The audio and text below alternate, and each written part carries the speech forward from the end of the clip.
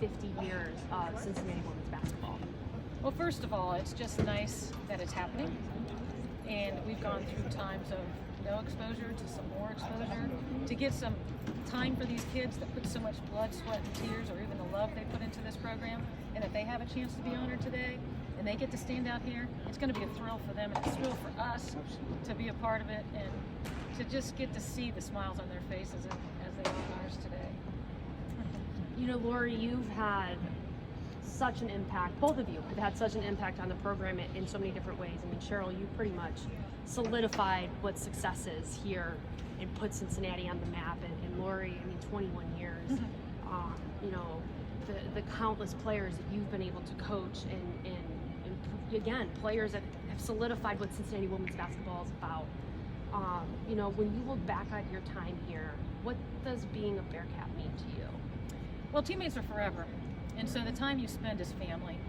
And from my position of being a coach, I'm really involved with transitional adulthood because it's the first time they've been away from home and they are spending time away from their parents. And it's my responsibility to help get them to another level by lighting the path, whether it be on or off the floor, and to leave them better than I found them. So to be able to see them today, to remember them who they were, and to know who they are today is virtually my proudest moment because I know they're so successful today. And athletics gives you the opportunity to become, I don't know, somebody that a lot of people don't have a chance to because it teaches you so many life lessons. And as a coach, that was my job, not only to win games, but to teach them life lessons they could use today and in their life to help them have a more fruitful life. You and Michelle have a great relationship. You've known each other for years. Yes, She's in a relatively tough stretch right now. Yes. She's a great coach. Obviously, we know that her resume speaks for itself. Have you guys had any conversations as far as, hey, Michelle, it'll be all right, just keep it going, stay positive, da-da-da-da. Any conversations like that? No, I was hoping to be able to catch her today. It's game day. You know, I've watched ESPN Plus. Has been a great thing. I've been watching a lot of her games. I've been in Florida. I flew in for this, so I know you're all jealous because I'm staying warm. Yes, I am. But I flew in for this, and so I haven't had a chance to meet with her one-on-one. But I do know that she just needs to stay the course, stick with who she is, believe in who, because she's been very successful. Keep believing who she is and how she does things, because it'll all work out. And balance your support. Figure out who's with you here and who's with you here, and keep increasing the ones that are.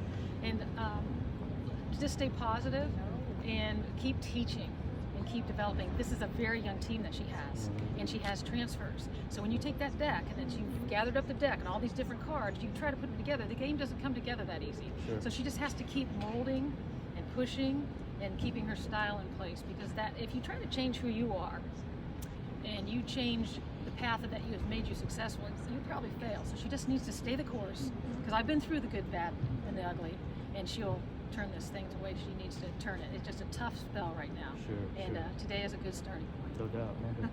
Cheryl, I remember when I was a little kid, I would walk into this arena and I would see your name and your number up there. And in the old Fifth Third, there were no images, right? So I would see that number, that name, and I'd go, who is Cook? Who is that? I know now, but my question is, when you walk into this arena and you see your name and your face and your number up there, along with those other distinguished gentlemen, how does that make you feel? I'm forever grateful, but that does not just solidify what my career was, but there's a lot of people that contributed to that. Teammates, coaches, university staff, administration, Sure. presidents, friends that I've gathered since I've been a student athlete here at the University of Cincinnati. So we didn't play for the name on the back. We played for the name on the front, Cincinnati. And I'll forever be grateful. But there's a lot of people that contributed to my success. And it's nice to know that that I ended up there. I was the first woman, but I won't be the last. There'll be more, because this is a class organization. From whence we came, though, and we're gonna keep pushing. I'll keep pushing the next young lady to have her name hung in the rafters as well. And that's what it's all about. Not just about Cheryl Cook. It's about the name on the front, you know, the University of Cincinnati. And hopefully I represented you guys well, whether I was in the city or whether I was out of the country. And it's always been me representing where I came from. So this is family and this is home. I'm just glad to be home. When you reminisce and you think about your time here, is there a single moment that stands out that you go, man, that was awesome? Well, I have a lot of moments, but I think when Ed Badger asked me to practice with the men, he needed a point guard because I think his point guard had went down that particular time. And it was just to get him ready and I was used to playing with the men anyway. So I think I did fairly well because he stated I was the best guard on campus. I didn't know that. I just was out there because of the love of the game. But I really appreciate those moments. But I also remember moments where it was, we've had to, we weren't given the same opportunity as men. And right now, I'll continue to speak about the growth of women's basketball in regards to the pay for play, as well as being able to just grow your brand. That's what it's about, I'm happy for these student athletes just to be able to stand here in a state-of-the-art arena. I played in Armory Fieldhouse with a buzzard, so from whence we came, I'm just thrilled for these young people, and just once again, I'm glad to be back.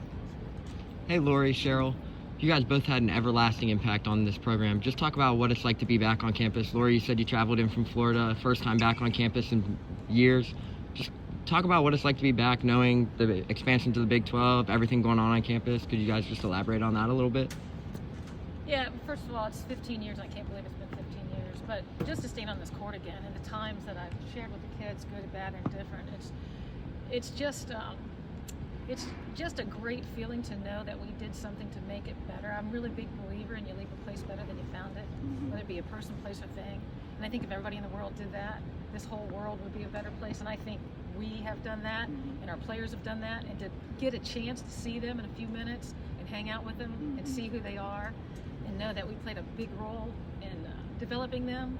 And the time we spent here, I'm getting a little teary-eyed because it was just a really, really great time. So I have to give the question to her now. Just to come back and like she said, to see these young people reap the benefits of being able to, at one point, we had to buy our own tennis shoes. At one point, we were riding in white vans, and there was no charter jets. And I'm happy for the young people so they can see. But just remember, I'm going to remember and pay homage to a Lucy Harris that paved the way for me. So hopefully these guys, I'll be able to talk to them. I'll be able to say, hey, listen, you can be up there, or just enjoy the moment. Enjoy the moment, and I just want them to know they're more than athletes, at this particular point. If you had a player like Cheryl Cook in her prime, how great would your team have been? They were already great. Well, I have to. How much better? Because you did a lot. Yes, no. Well, anytime you get a player of this caliber, you automatically elevate your program, and it makes your job a lot easier. It makes you look like a really good coach. And when you get a player like her, you become like your work is easier because she's going to be able to do things that other players can't. She's way ahead of her time with what she was capable of doing. I mean, I was a few years. What year did you graduate? 85. So I graduated in 80, so I didn't get to play against her, but I just knew where the caliber of the type of player was. And she just, anytime I say there's a player ahead of their time, it's incredible. Like, players are playing like her now, but she was 20 years ahead of her time. So naturally, you're just going to be pretty good. I'm going to give the ball to her. I'm really known for, if you can do it, I'm going to run a play for you. I mean, Joe can speak to that. I'm going to run you off of double headhunters. I'm going to send you down zippers.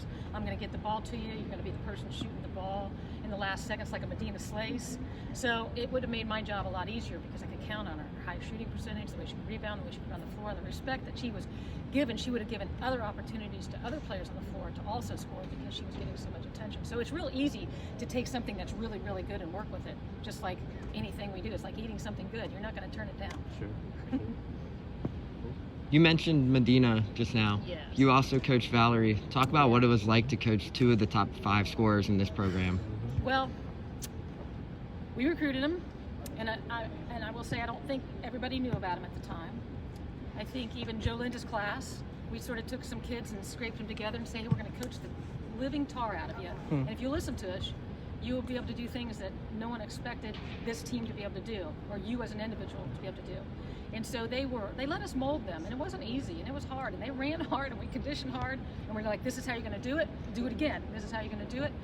But I have to say, they already had something incredibly inside of them, and you can take that and work with that. So to be able to coach Medina, and believe me, I butted heads with Medina. Medina was a tough cookie, but she let me do that, and she would come back. And there was a time in the locker room, I'm not going to kid you, she was the last one in, and I really went after her, and she came out and played the best game of her life. That's the kind of kid Val was, that's the kind of kid Medina was. They would let me go after them, and they'd still perform. And you know, when you've got guts like that, you're going to do great things for a team, because you're willing to do what it takes to elevate your game to a point that you never knew you could elevate. Because kids come in and they're like, hey, I'm really good, everybody recruited me. I'm like, hey, yeah, but I want you to do this good. They're like, no, I don't want to work that hard. And they let you do that, they become phenomenal players, just fabulous players. And they did, and they let us do that, and now we get to look back and turn around and go, look, you left this place better than you found it, and you let us have this great experience to now I can have tears about, because I'm overjoyed of what we did and who you are today, because I can tell you it's carrying over and who they are. Valerie's coaching down at New Mexico now with Mike Bradbury, one of our assistants. And it's just so cool to see how successful they are. And she goes, oh, now I see how hard it was to coach. And that's a statement about a lot of levels. The management of the players, to scouting the game until your eyes bleed. So, I mean, I'm all over the place with what I'm saying, because it's a lot of years. Sure. But to coach them and develop them and see the end result, boy, we are proud. And as Cheryl has said, it took a lot of people to do that. It's just not us standing here, her influence on the program, or my influence as a head coach. There was a whole village contributing to the development of this program and this team. I have an interesting question. I hope it's a fair one. You're a UC Hall of Famer. You're not quite yet, but I think it's coming for you. When that call comes, how do you think your response will be, and how would you feel? First, I would like to make sure the players that have played here get in first. I really want them in. The ones that deserve it, that have the accolades, because when you play for a place and getting into your own Hall of Fame, like I played for Ohio State, I will never be in their Hall of Fame. I would love to be in their Hall of Fame, but it will never happen. I don't have the accolades. But to know how I feel about how that to get in, I want my players in first, our players, right? But to get in would be a great honor, because look, who's in. Sure. Look, turn around, look who's in it. To be in that group, and to be in that group among all the sports and all the coaches and all the contributors here at UC, forget about it. It would be it would be humbling, to be honest with you. No, thank you. You deserve it. Well, my kids You in. deserve it. Cheryl, you're one of the top scorers, not only in just women's basketball, but overall in general at the university. You're right up there with Oscar Robertson. Could you just elaborate on what that's like a little bit? I was more than just a scorer. You know, I think everybody honing on, I try to do it all. I try to not be, I'm most definitely not a one-dimensional player. Whatever the team need at that particular time is what I try to do. Coach said you need a rebound, we got to rebound more, then I'm going to get in there and rebound. She said you need an assist, pass a little bit more, that's exactly what I'm going to do. So hopefully, instead of, you know, being looked at as a scorer, just, you know, look at me as an all-around player that got my teammates involved. That was important as well. And again, accolades come when you get everybody else involved. I was never a selfish player, but I was never one-dimensional.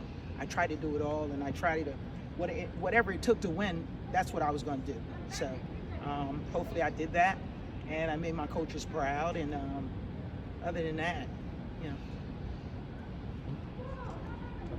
We're good. Thanks, lady.